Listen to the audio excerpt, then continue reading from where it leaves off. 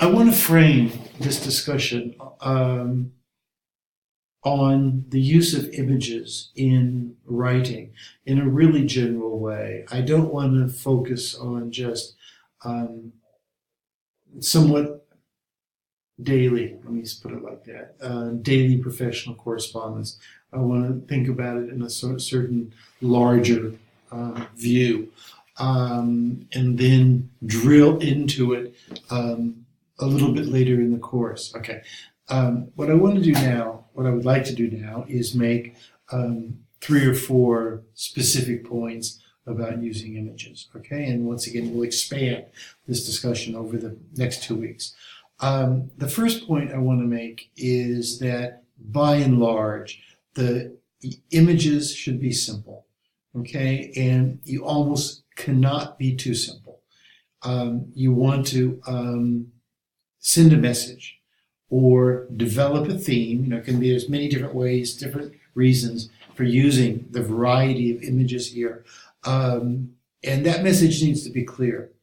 Okay, if it's not clear, if it's vague, ambiguous, complicated, or busy, then it's not effective.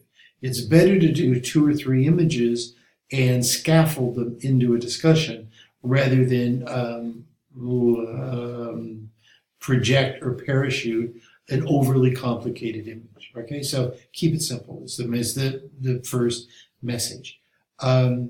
The second point here is equally straightforward, and that is you should always identify the function and of an image, whatever the image is. If it's a portrait type image, if it's a stat, if it's a map, it doesn't really make any difference what. If it's a cartoon, if it's a video, it doesn't really make any difference what it is, but that function should be identified.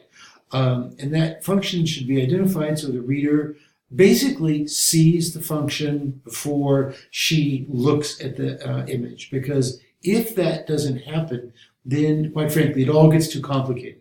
Now, let me make this as a third point. I was going to compress this into point 2, but let me make a point 3. You want to strive for honesty here. You don't want to mislead your audience, because if you mislead your audience, even accidentally, what will happen is the trust is broken, and then they not only will not read what you're saying, but frankly, they'll in one way or another attack you. And you don't want that. Even if you want to have a debate, that's one thing, but you don't want it to be. You want the debate to be upfront and polite and dignified, so you can respond to criticisms and you can show that you're open to constructive criticism, not a menace. And if you're slanting your images, which is not difficult to do, and you can do it sort of, as I'm saying, by accident, then the whole process of dignified discourse breaks down. Okay, so that's the third thing. Just strive for absolute honesty. If you're not sure of something, say it. Say what can be said. This can be seen in 2 ways. Or say I'm somewhat skeptical about what you're presenting, and that's fine. That's good. That draws the reader to you in a sympathetic and trusting way. So anyway, that's the third thing. The fourth thing is that when you are explaining your image, whatever the image is, and I'm trying to be very, very general here because we're going to come back to this 2 or 3 times in the course, because so much of professional correspondence today is multimedia.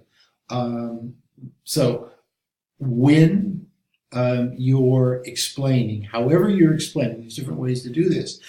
Excuse me, your image, you want to make sure that you give concrete examples. If you're showing a map, you're showing a map of political disturbances wherever in southern India. Okay, you don't want to just leave it at a general level. You want to, at some point, at some place, mention some specific examples of political disturbances in India and make sure there's a precise date, there's a precise indicator on the map, and the place is very clearly identified. Okay, you want to double and triple check this so as to not lose credibility. So those are the main points here. First of all, make sure, I always have to check the time. I'm sorry. You want to make sure that the image itself is simple. The message is relatively simple. If it seems not to be the case, that it's simple, then do multiple messages. Okay, so that's number one.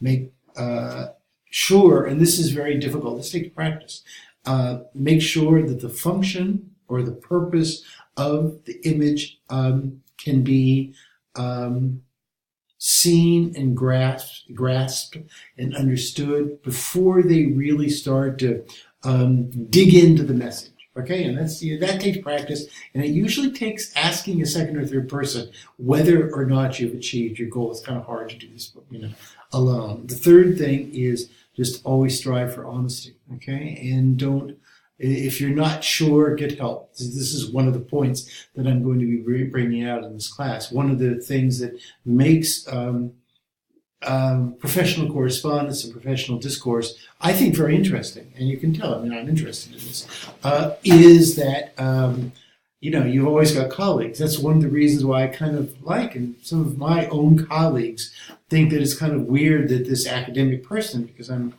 as you know, I'm a very academic person, with training in philosophy and comparative literature and all that stuff, that I'm so into professional stuff and business and government discourse. And one of the reasons is that I think it's very interesting. I think in a way it's more interesting than academic writing, where you're sort of your audience is kind of inflexible and completely targeted. As a student, I'm writing for my prof. As a prof, I'm writing for a board of examiners, or for magazine editors or book editors, depending on the case. And that's the way that system works. But it's kind of boring, really. The professional life, I think, is much more interesting because everything is shifting and floating, and you've got difference of opinion. In a way, it's more democratic. Another way of saying that. Okay, so strive for honesty, be painfully honest, and work at developing professional relationships where you can get help. Don't try to do this stuff by yourself. The fourth thing is always give concrete examples. I think that students, because they're kind of locked into the academic mode where concrete examples are not exactly as I mean them. That is, specific things that happen like, now. That's not something that is especially valued in academic writing. Academic writing tends to be historical, tends to be theoretical, it tends to be generic. And those are all things that have a place in professional life. I'm sort of setting you up to say something very nasty here. Those things, that is, being generic and being theoretical, those things have a place in professional life, but quite frankly, not a very big one, because professional life is all about the here and now,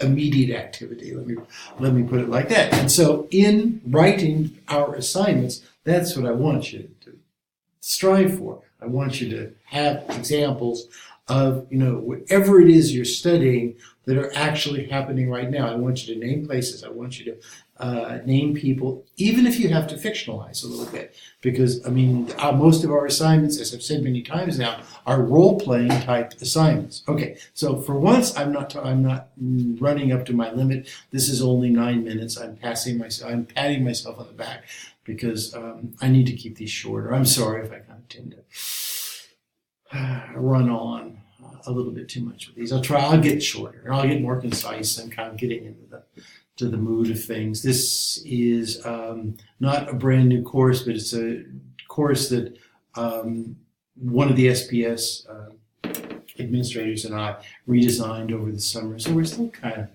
working on